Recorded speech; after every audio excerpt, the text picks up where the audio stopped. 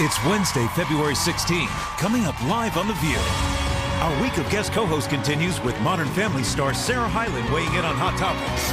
From whether A-list actresses are lying about how much they eat, to the Two and a Half Men creator saying Charlie Sheen better die before he does. And the teacher under fire for brutally blogging that her students are lazy losers. And Oscar winner Marcia Harden plays Amanda Knox's mom in the new movie about her murder trial. And she's revealing why Amanda's parents are threatening to sue to stop it from airing. And what she thinks about them being charged yesterday for claiming police abused their daughter. Then, supermarket guru Phil Lempert is rewriting your grocery list with the hottest food trends of 2011 that are delicious, different, and healthy for your family and your budget. And Wayne Rogers is taking you on his amazing journey from MASH to mega mogul, making millions in everything from banking to bridal boutiques, and revealing how the secret to success is to make your own rules. All that, hot topics, and more coming up live on The View.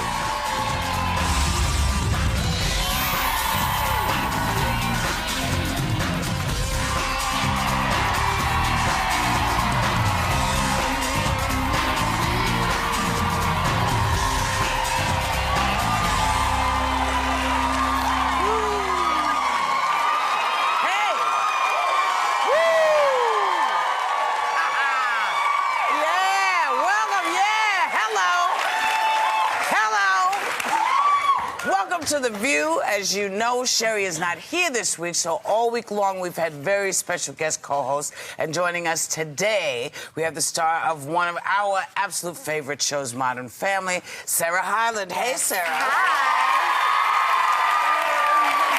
We say one of our most favorite shows. We really mean it. I mean, it's like an appointment television, like not to be missed ever, and so hysterical. Your character's phenomenal. Before that, though, this is not your first time here. You were here in 2007, okay? You were one of our neighbors at One Life to Live, right next door, and you guys did a performance, like star-crossed lovers on our show. 2007 for your sort of like high school musical. Yes. There you are. On the face. There you are. That is so hitting funny. a great note right there. Did you sing? We were singing, but I think a track was playing. You know, everything is lip sync nowadays. So I remember that. That is funny. So you guys, now you are living in LA, right? And you live, can I tell you, live with your boyfriend? Yes, I do. Right? So how old are you? She's 20. She's 20, which is shocking because she sleeps with her boy. I would have been sleeping with the fishes if I did that when I was 20. That's why they have it in times of definitely, and she's of age. She's 20. She's not 18. Are you rebel like your character? Because your mom's here. Where's your mom? My mom's here. She's right there. Oh, there she is. I didn't even know where she was. I'm just going to go there because real life situation. Was that okay with you? Are you cool with like the whole boyfriend live-in situation? You know, I encouraged her to wait a while before they moved in together, but you know, a year of dating, I guess. Yeah, and, because we're dating over a year, right, before we moved in together, which is kind of cool. What are pros and cons of it? Pros, it's cheaper. A lot of couples feel that way, especially right now. It's great. Let's travel. Exactly. Yeah. Cons, we're both really lazy, so laundry and dishes we complain about that. You've been working since you're 5. How lazy can you be? Not lazy at all. But I told you, I said, you're not. My strategy with Tim was to not live with him so he didn't know any of my real, like, living faults. And then I trapped him into marriage, and now he's stuck with me. Now he's stuck with you. Wow, that's the spider and the fly. You will not live with me. You will not know I'm sloppy until we're Let me stuck ask you together. something, because you were talking about you're 20 years old and you're living on your own, and you're sort of learning how that works because mom isn't there to take care of stuff. So you made a huge discovery about backups and sinks. Valentine's Day night. Yeah. Had dinner, great. My boyfriend Matt took a shower and he was like, "Yeah, it's weird. The shower won't really drain." I was like, "That's fine. I'll just go take a shower in the guest bathroom." And went into the guest bathroom. In the bathtub, there was fecal matter. Oh, gosh. Yeah. Did she tell you this? I don't dealt with it on my own. This is one of the first times I have. I called a plumber. I called the owner. I called the owner, and they wouldn't answer. So I said, okay, well, we have to take care of this. Yeah. So we called a plumber. They were there until like 3 a.m. in the morning. Had to come back the next day. Well, I was at work, man. I had to deal with that. It was just very complicated. Yes. It's so funny because I'm looking at you, and you really, on the show, you play a 16-year-old girl, and I think for any mom, like kind of like the, in some ways, quintessential, like, not, I don't want to say nightmare, but that, you know, you have a lot of tension with Julie, who plays your mom. Yeah. And so I'm always thinking, oh my gosh, this is going to be my future, Your potentially. future. But you're a grown woman. Here, you're 20. How do you stay connected to that teen age group? I think it's just fun to do. It's just fun. I mean, maybe I'm just naive, but I think that you never really lose that spirit inside of you. And I think I lost it with the third child, but it's fine. So I mean, it's always kind of there, and if you can pull from that's great. Well, but you did beautifully, I have to tell you. Now, let us talk about someone who deals with children. She doesn't think they're all that beautiful. No. A Pennsylvania teacher was suspended for blogs she wrote, calling her students things like rude, lazy, and disengaged whiners. And she isn't saying she's sorry about the blog either, saying it highlights how parents and school districts beat the life out of teachers who come into the field wanting to make a difference.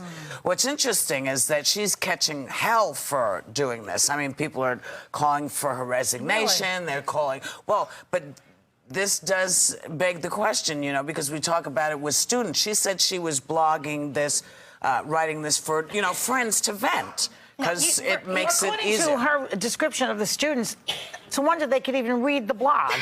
I mean, she makes them sound like a bunch of idiots, and maybe some of them are, but they're not all idiots. No, and she does say in other writings that, you know, they are wonderful, but I think she was venting. It was really irritating. But there are two problems, because one, she's saying that this blog was just for her friends, whereas anyone who thinks a blog is just for a small group of people is clearly not understanding what a blog is.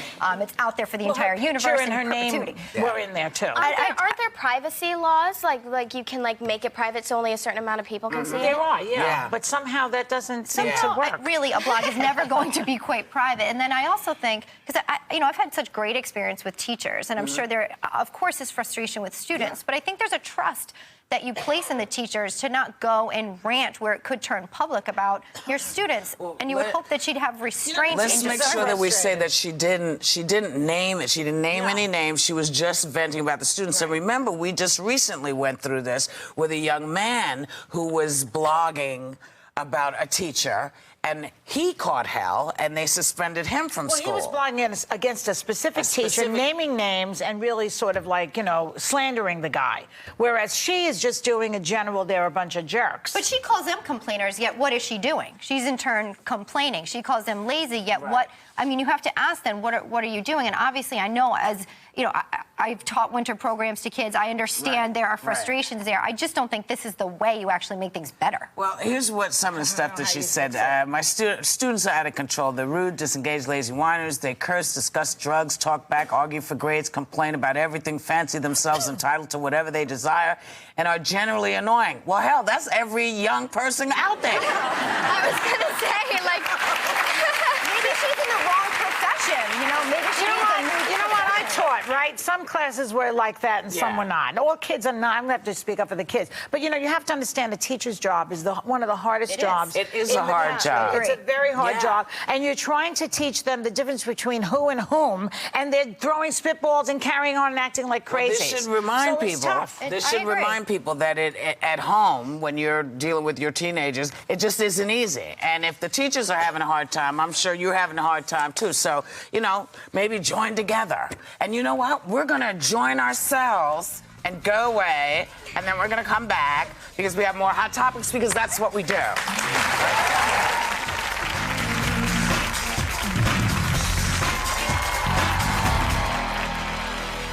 The bold-faced names in the most shocking headline news stories of their time are coming to The View to review where they are now.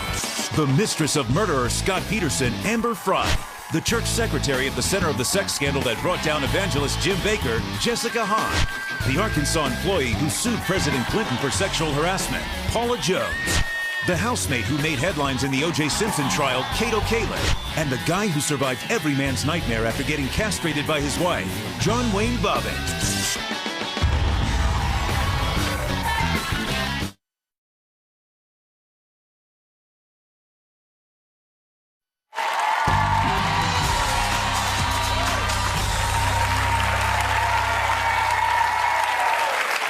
We just wanted to extend our best wishes to Lara Logan. You know, she's the CBS reporter who was really sort of brutally assaulted in Egypt. And we just wanted to say we're glad you're home, and we want to tell you we're happy that you're safe. Yes. Welcome back. Yes. Yeah. So, here's something really interesting. A 61-year-old woman gave birth to her own grandson. Let that marinate a second. She was implanted with her infertile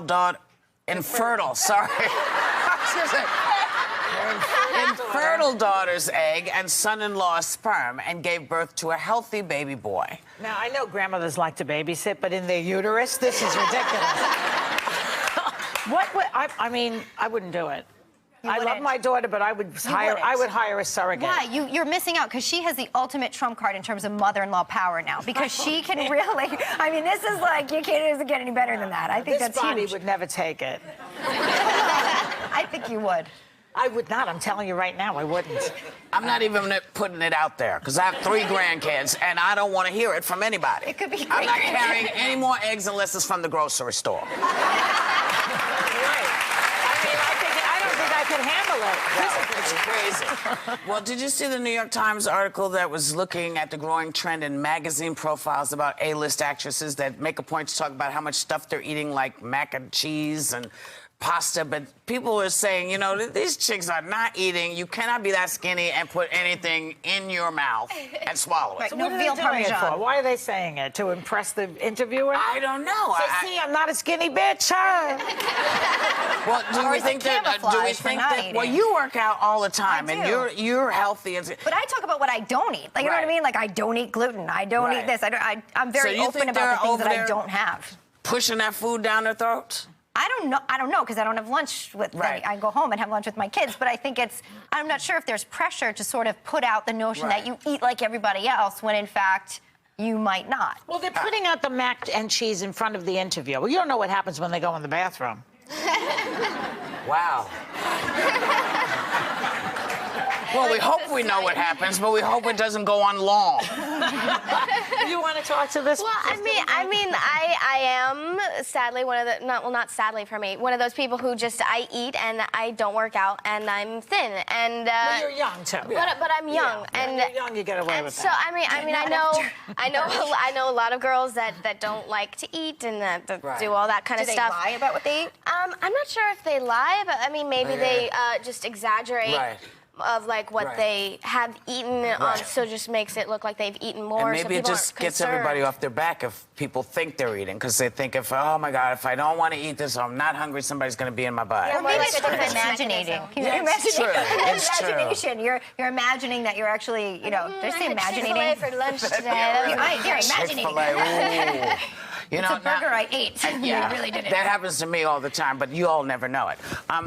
I have to do this. The other day, I referred to a New York Times article about Black Hollywood and the Oscars, and I was highlighting the lack of Black nominees at the Oscars this year, and I said that I felt the reporting was shoddy, and for that, I'm going to apologize, okay? I personally found the article really confusing. And as I said, I was also quite hurt that Cuba Gooding Jr., Louis Gossett Jr., and myself were not included in this expose about Black Hollywood. But for saying it was shoddy reporting, I apologize, New York Times. And now, a word from our sponsor. You all know Bounty paper towel is a quicker picker-upper when it comes to spills, splatters, chores, and more. But what you don't know is that Bounty has dedicated themselves to keeping our children's schools clean.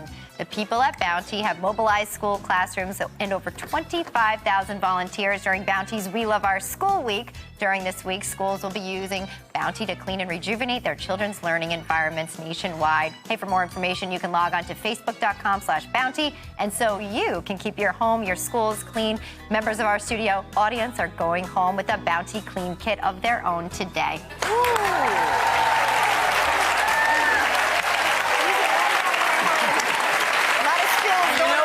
We're going to go and come back, and when we do, we're bringing back Marcia Gay Harden. Hurry back with us.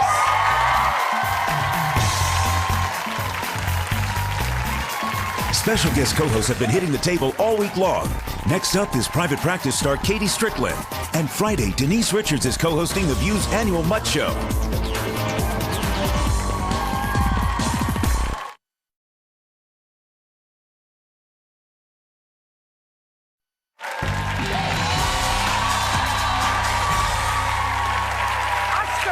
Marcia Gay Harden stars as the mother of Amanda Knox, the American student convicted of murder in Italy. And just yesterday, Amanda's real mother and father were brought up on charges themselves.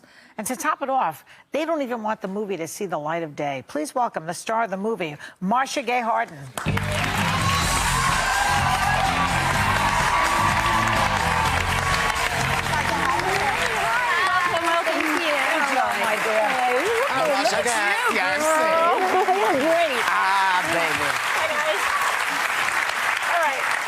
Let's try to sort this out. Okay. First of all, the movie's terrific. I saw a screener. And Hayden Panettiere's playing Amanda Knox. Beautifully, yes. And you play Amanda's mother, in the movie. Now, Amanda, the actual girl, just got a 26-year prison term in Italy for murder. And then the parents, played by you, and who's the father? Who's played by the father? I forgot. Now I will never be able to work with that actor again because suddenly I'm like, Braveheart. Okay, we're blanking. The parents. But he's a gorgeous actor, too. Amanda Knox's real parents in Italy have spoken to a British newspaper and said that the Italian government and police mistreated Amanda. Now, the Italian government is indicting the parents for saying that. Right. It's such a crazy story, and only in Italy could this happen. Well, this is the difference. As an American, we have one, you know, she can say that, I can't. But as an American, we have one system, and our system is innocent until proven guilty, and that is not the system over there. No. It is guilty, and that is, it's not a sweet as slander to say that. It is their system. You're guilty until proven innocent. Yeah. And that's tough as an American to understand. It's controversial, People should know that before they send their kids to these countries, you know, and know what the laws are. Yeah, I'm sorry, go ahead. No, I think that the controversy is, you know, you take it in terms of the families, the Knox family really think it will hurt Amanda's appeal. The Kircher family think it's horrific to have their daughters murdered. So they think the indictment will hurt the appeal, or our show will hurt the appeal? They think that the actual viewing of the show could hurt their daughter's appeal, and then the Kircher family think it's horrific to have their daughter's murder out there. So this is not something that's gone without a lot of, you know, back and forth controversy coming from the families themselves. Right. How do you feel? Well, I feel respectful of how Lifetime has created a film that I really think it shows both sides of the story. And we're not saying, oh, we know the truth or answers. We're showing facts as facts are available to anybody who wants to look them up. And it was a fascinating journey for me to look them up because I had to play. I was privileged to play her mother, Etta Mellis. And a wonderful job that you do of that. Thank you. None of us entered it thinking, did you see how quickly I was like, thank you. Anyway, what did you say? I'm so sorry. I couldn't hear. Clive Walton. Clive Walton is the gentleman who plays Thank you, Clive. And I love you, Clive. I'm so sorry. I was blanking. I'm sorry. I'm sorry. But I think that, I feel for both mothers. Both mothers lost their daughters. Whether she did it or whether she didn't do it, that's not for me to say. But I had the privilege of playing this role where I had to be able to convince myself to play it truthfully. So I had to convince myself in this period of time. So I downloaded something called the Massey report, and that was the judge's report. Whereas, you know, in a report they do, was this knife on the table? Prosecutors, it couldn't have been on the table because he eats with his left hand or whatever it was. I mean, you know, every single minute detail, prosecutor, defense, and then judge's opinion. Prosecutor, defense, and judge's opinion. And I would see things and I would think, I don't understand why there's a disconnect for me. Like if Amanda says, well, if there's DNA of her DNA found in the blood in the bathroom, but she said herself she touched the blood. So, or if we establish that the door wouldn't open. I mean, the door would slide open because there was a faulty lock on the door. Why couldn't it have been something else? And so we're reasonable doubt in this country. And I looked at it and I thought, Mama found some reasonable doubt. You know, Mama can play this role because I found enough to make me. However, which is what's fascinating about the Lifetime script, is that you could then look at other incidences or other behaviors or other things and you could go, wait a minute, what would that mean to me? But it's not from me. I mean, at the end of the day, I'm an actor, right? And so that's where it ended up. I'm an actor. But read the Massey report. And, you know? And so it gives you lots of information, the film, and allows you to judge for yourself what you think, as opposed to telling you this is what you should think. I think so. And sorry. See, she's doing well. Now she's got all the big girls, like, you know, the old ladies on the couch. Not old ladies. You know what I'm saying? Like, did you want to speak, child? What do you eat for lunch? She has a piece of lettuce and salt for her. Go ahead. I've seen you on set. No, go ahead. I was just wondering, as you have said, you're playing this woman, and seeing as you've never met her in real life, Amanda's mother, how was that for you, trying to recreate this woman of going through such trials? It's a good question because you feel a real responsibility to their emotions and to their intentions and to the reality of them. But would have felt it was quite inappropriate to meet her because we're not telling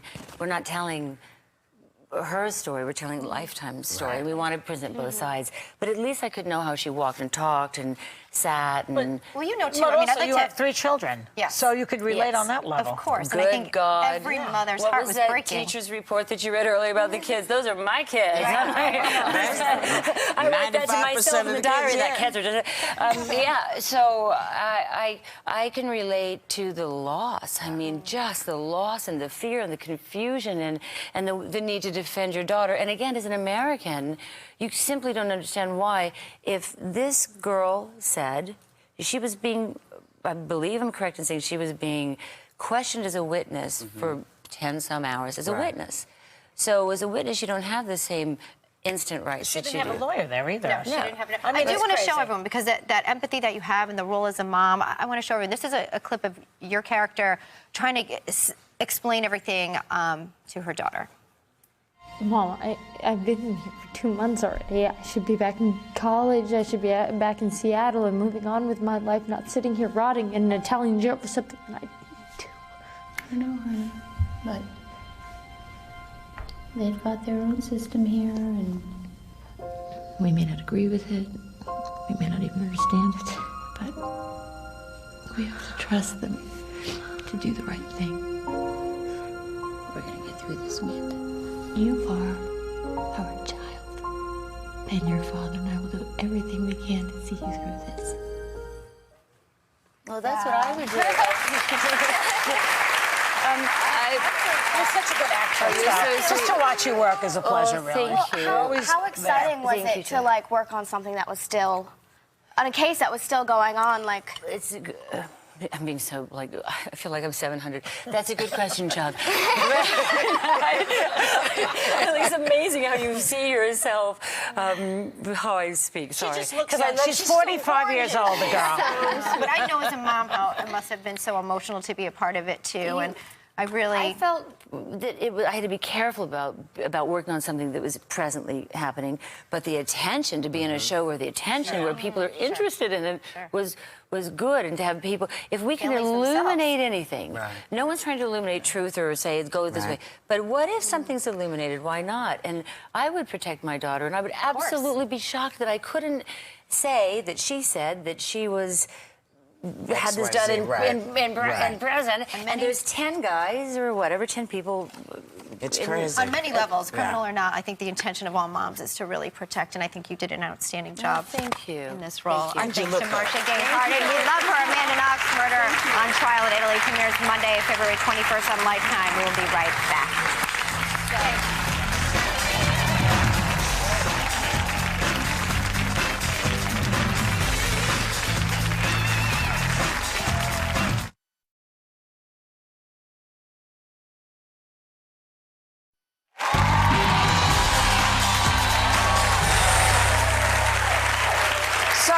There is a hot new harvest of food trends hitting a supermarket near you in 2011, and here to point out to your shopping cart in the right direction is supermarket guru Phil Lempert. Hey, Phil, where do we start? This way? Let's start this way.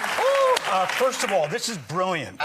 This is one of those ideas. Orville Redenbacher just came out with it, and besides having great popcorn, and this bowl is really the innovation. What they've done is they've taken what's a very simple idea, and it pops it up. That's good. The bowl itself pops up. It's great. And also, with this company, Orville Redenbacher is part of ConAgra Foods. They have led the pack when it comes to microwave technology, the steaming technology, all those for microwave foods. I love me some Orville, You can take that. Who can read? It's so small. Here, we'll give it to you later. Okay, now this is pomegranate seeds. I want you to try some of the pomegranate seeds. Only 70 calories for half this container. Really? And this is what pomegranates really taste like. Not some of those beverages that are loaded with sugar. It's a great snack for adults and for kids. Fiber, nutrients, all kinds of stuff. I'm taking the seed part out. I like the you just like the sweet outside. part. Is there any sugar added? No sugar added to it. So Nothing that's added. It's just natural. That's 0 points now in Weight Watchers. You know, if you fruit, they give you 0 points Okay, now. well, how I many love that. How many Can we points? talk about how this? many points would this be? It depends on how much of it you smoked. What is that? No, what do you think it is? That's marijuana or hashish, actually. Would I bring you hashish? Yes. No. See? What do you think is that? it? I How want do you to I know taste what it. hashish Don't look. looks like? I want you to taste it. How would Phil, I know I can't that? put that in my mouth unless I smoke it. No, well, you can't smoke. The fire marshal won't let us. But taste that. You know, can I say that the Westminster Dog Show is in town? No, come on. This is really healthy. This is great. This is kale that's coated in chocolate. You love chocolate, right? There's not a big little chocolate coconut. person. Taste it. You won't taste that much chocolate. That It is tastes delicious. better than it looks. This is Yeah, terrific that's for good. kids. I like that. This is rich in. Oh, okay. See? Okay.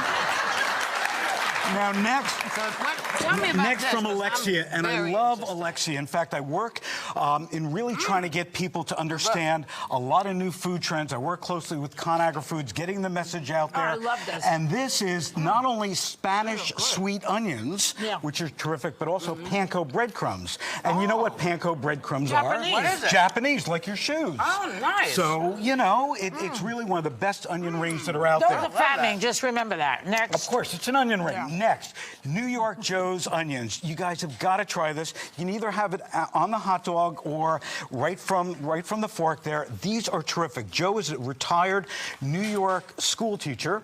He went down to Florida. He used to make this recipe and bring it to people's homes for barbecues. And they are some of the best onions ever. That's hot. Spicy. Spicy. Spicy. Yeah. Ooh. What the hell? Now, the other If you thing... like spice, this is for you. If you like spicy, that's ooh. It's great. And it's nice and flavorful. Can I say you can mix this with Italian sausage too? Yep. Which would be Italian good. sausage. Put peppers. I've also peppers. put it on fish. I've put it on steak. that's I'm making omelets with it. Oh. Now, this is tuna. This is like real tuna. Like what tuna's supposed to taste What like. tuna's supposed to taste like. This is the Italian, which is in oil, right? Exactly. It's in oil, yeah. It's got a little kick to it as well. I love this product. It's not like tuna fish. We were joking before. And Jennifer, our producer, said, you know, I want it on white bread. No white bread for this. This is like the real stuff. That's good. Also, non-bread, Indian pizza. This is one of the best pizzas you will ever try. It doesn't have a spaghetti sauce on it, red sauce. It is pesto and mozzarella. $2.99 for this product. That's it. It's frozen. It's a terrific product. Put down the onion ring and taste the pizza. Let me hear you say mozzarella. Mozzarella. I come from New Jersey. No, it has an A at the end. No, it doesn't. It's just mozzarella. No, there's an A at the end. All right, no, fine. that's the New York part. New Jersey, there's none. And now, last but not least, we've got a truffle oil spray. Oh, yes. I love this. White truffles. I love truffle oil. All the fancy restaurants, you know, you want to add truffles to things. They charge $65 for pasta. For $12.99, you can do this. Now that you've just cleansed your palate, open your mouth.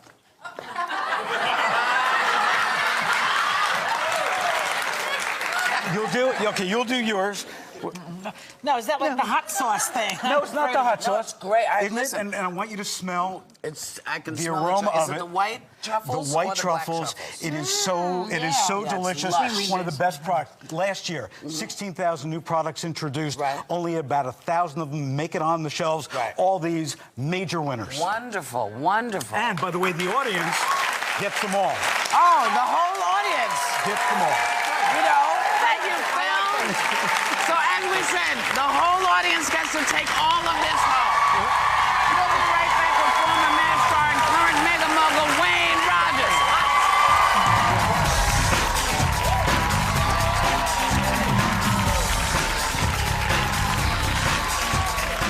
This Friday, The View and Pedigree are teaming up to honor mutts of all shapes and sizes. These adorable mutts aren't allowed to compete in other dog shows, but they are welcome to strut their stuff at The View and compete for the title of Best in Show. Don't miss all the tail wagging at The View's 3rd annual Mutt Show, presented by Pedigree. Friday.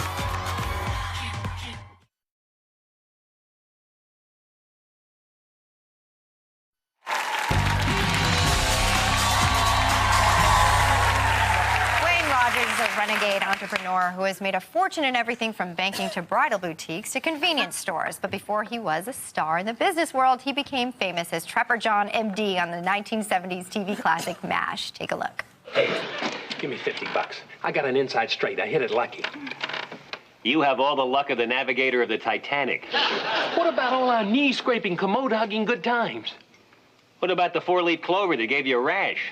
What about all the times in OR? The bowels we resected. We've been together through thick and thick. Trapper, you have a gift for losing. You put money in a parking meter, it comes up 3 lemons. Not really anymore. Please welcome the author of the book, Make Your Own Rules, Wayne Rogers. I'm glad you're here. I know, arguably, you and Alan Alda are the funniest duo on TV. It was 11 seasons that MASH was on, but you left after the 3rd season. Yes. How come?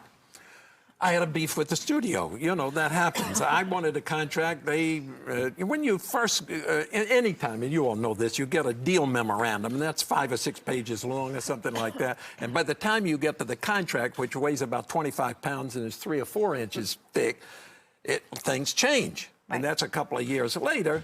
And in the old days, they had a 7-year contract with the studios, and there were a lot of things in there that I had not agreed to that were in the 3-page deal. Yeah. So one of them was an old-fashioned morals clause, which said, in the eyes of the studio, if you do something that they deem to be immoral, they can suspend you. Oh. That's how Errol Flynn and all those guys got suspended in the old days. What did you have in mind to do?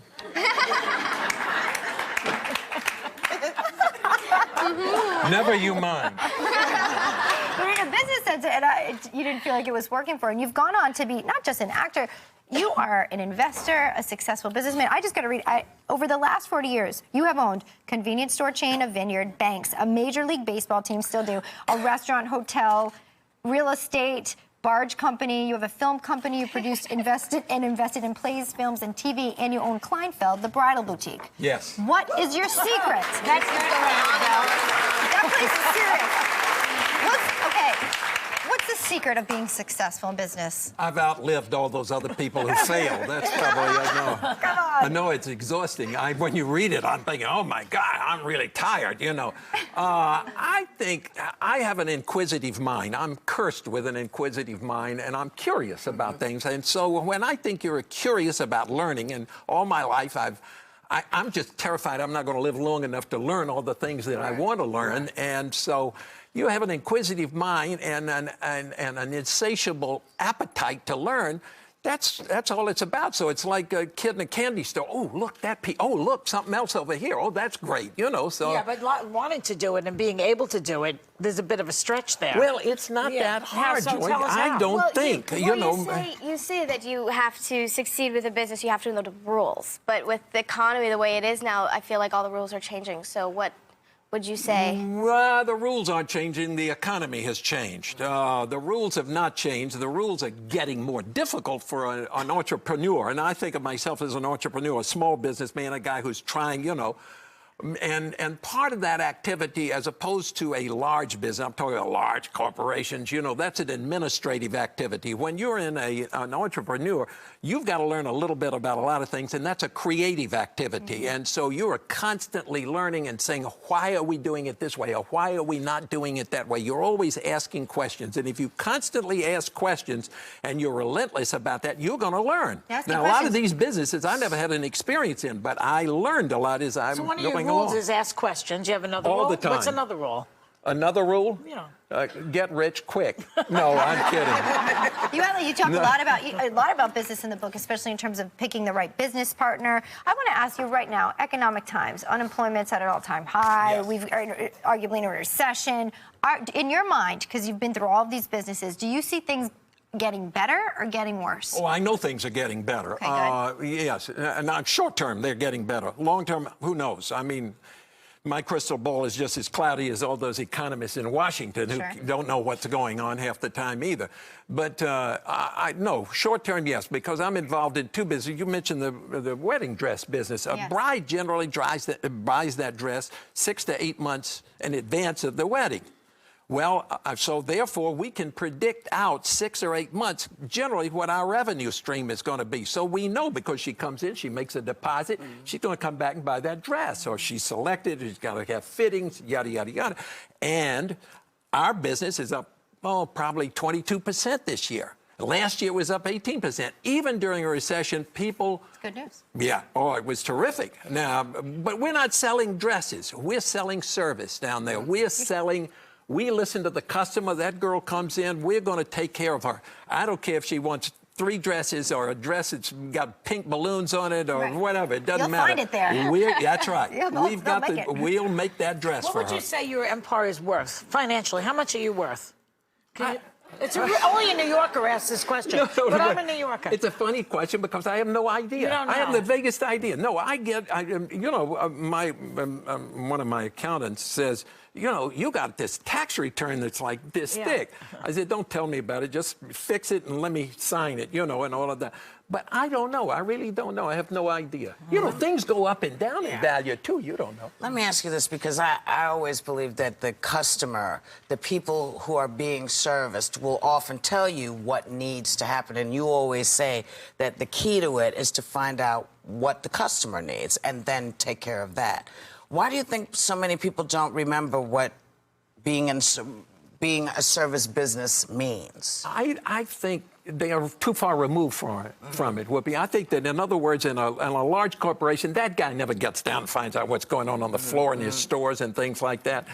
But you've got to do that. You're right. The customer will tell you everything. By the way, for example, I build some houses from time to time. Women buy houses. Men don't buy houses. Right. So I used to go around. Men pay for the house. Yes, but I'd go around, knock on the door, and say, excuse me, ma'am, hey, aren't you that actor? Yes. What are you doing here? Well, I'm here to ask you a few questions. Oh, well, sure. You might. No, come on in.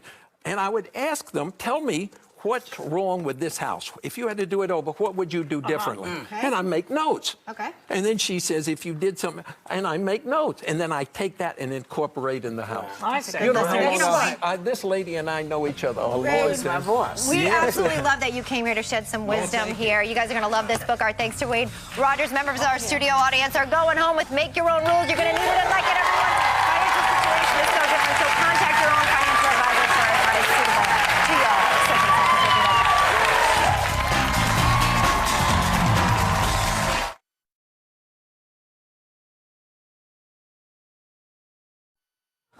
Thank you, Sarah, for hanging with us. Modern Family airs tonight on ABC. Have a good day. Take a little time to enjoy the view.